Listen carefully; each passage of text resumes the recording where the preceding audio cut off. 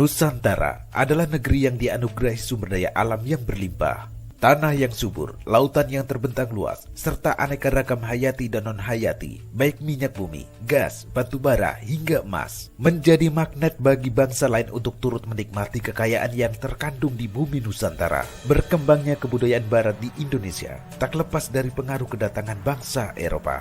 Bangsa Eropa yang terakhir sampai di Nusantara adalah Belanda, setelah sebelumnya Portugis dan Spanyol. Meskipun demikian, justru Belanda yang menjadi penguasa utama dan yang paling lama di Indonesia.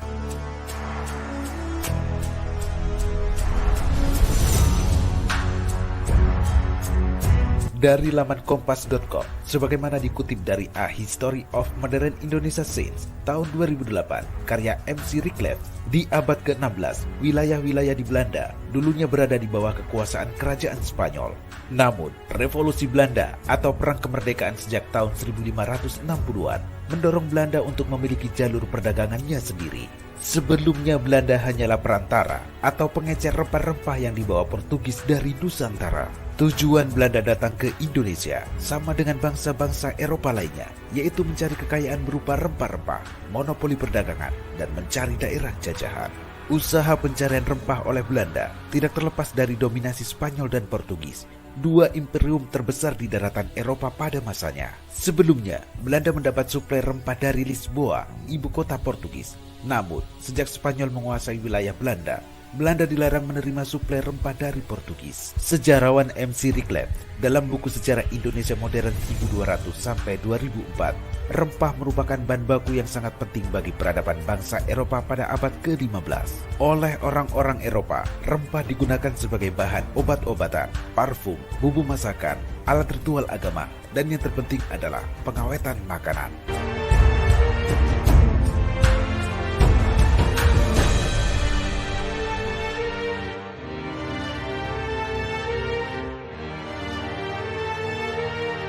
Pemirsa, meskipun pencarian sumber rempah merupakan faktor utama pendorong pelayaran bangsa Belanda ke Nusantara, penjelajahan samudera yang mereka lakukan sejak abad ke-15 Masehi tidak hanya didasari oleh tujuan tersebut. Sebagaimana bangsa-bangsa Eropa yang lain, pelayaran para pelaut Belanda ke berbagai belahan dunia didorong beberapa peristiwa politik dan perkembangan teknologi pada abad ke-15. Penjelajahan samudera yang dilakukan oleh bangsa Eropa dilakukan setidaknya karena dua peristiwa politik penting, yakni kekalahan kerajaan-kerajaan Katolik Eropa dalam Perang Salib dan jatuhnya Konstantinopel ke tangan Turki Utsmani. Perang Salib memporak-porandakan jalur perdagangan Eropa dan Asia karena berlangsung di perbatasan dua benua tersebut. Selain jalur perdagangan, keadaan ekonomi kerajaan-kerajaan Eropa pun menjadi terpuruk. Kas mereka menyusut drastis karena besarnya biaya perang. Kapal-kapal bangsa Belanda pertama kali masuk perairan kepulauan Indonesia pada tahun 1596 Masehi, berpuluh-puluh tahun setelah kedatangan Portugis dan Spanyol. Sebanyak 4 kapal dengan 249 awak dan 64 pucuk meriam berangkat di bawah pimpinan Cornelis de Houtman. Pada Juni 1596, kapal-kapal de Houtman sampai di Banten, pelabuhan lada terbesar di Jawa Barat. Namun, rombongan ini diusir penduduk pesisir karena mereka bersikap kasar dan sombong.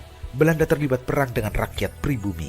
De Houtman pun angkat kaki dan berlayar ke timur melalui pantai utara Jawa. Setelah mendapat berbagai penolakan di Jawa, De Houtman kembali ke negaranya dengan membawa banyak rempah-rempah. Pelayaran De Houtman sebenarnya tidak terlalu sukses. Selama 2 tahun berlayar, hanya 3 kapal dan 89 awak yang kembali ke Belanda.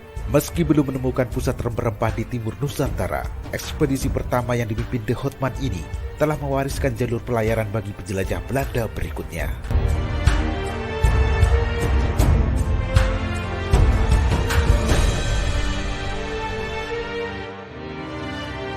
Dua tahun berikutnya, Belanda kembali datang ke Nusantara pada tahun 1598.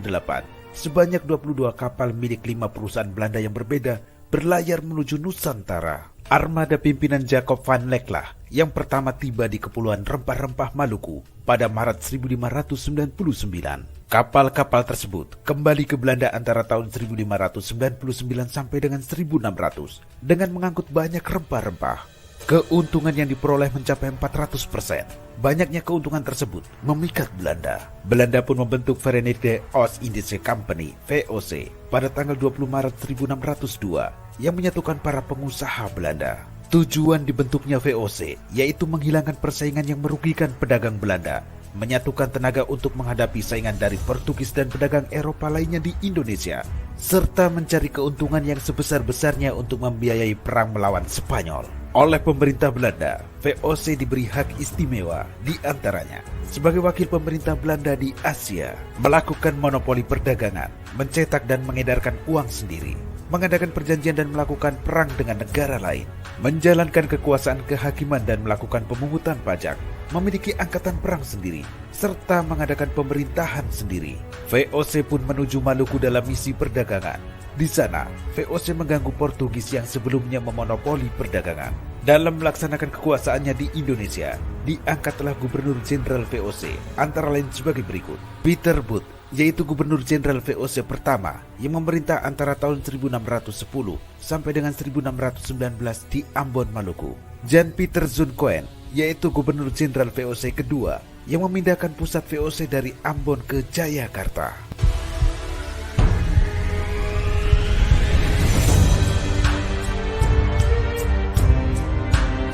Pada tahun 1605, VOC menyerang benteng Portugis di Maluku.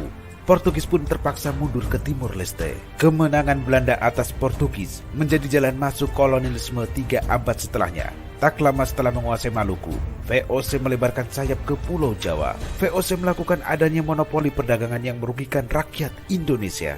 VOC juga melakukan peraturan yang ketat dan penuh ancaman kepada rakyat agar tidak menjual rempah-rempah kepada bangsa lain. Pusat-pusat perdagangan yang berhasil dikuasai oleh VOC adalah Ambon, Jayakarta, dan Banda. Para pedagang Nusantara tidak lagi mampu bersaing dengan pedagang Belanda. Penyebabnya bukan hanya monopoli perdagangan Belanda dan armada dagang yang besar. Akan tetapi, pedagang Belanda juga didukung oleh kekuatan militer. Di kota-kota pelabuhan seperti Malaka, Ambon, dan Jayakarta, didirikan benteng-benteng pertahanan. Dengan cara tersebut, selama kurang lebih 200 tahun, beberapa kerajaan Nusantara jatuh ke tangan VOC.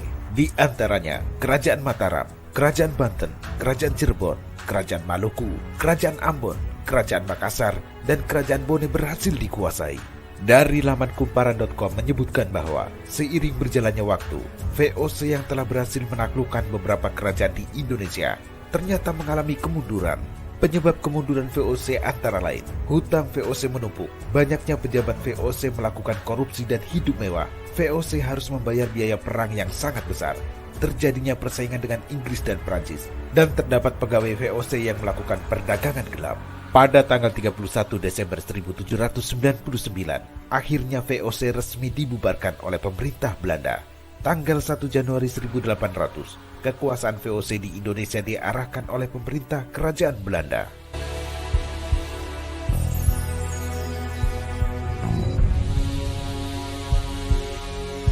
Pemirsa, berdirinya VOC menjadi tonggak dominasi Belanda di Nusantara.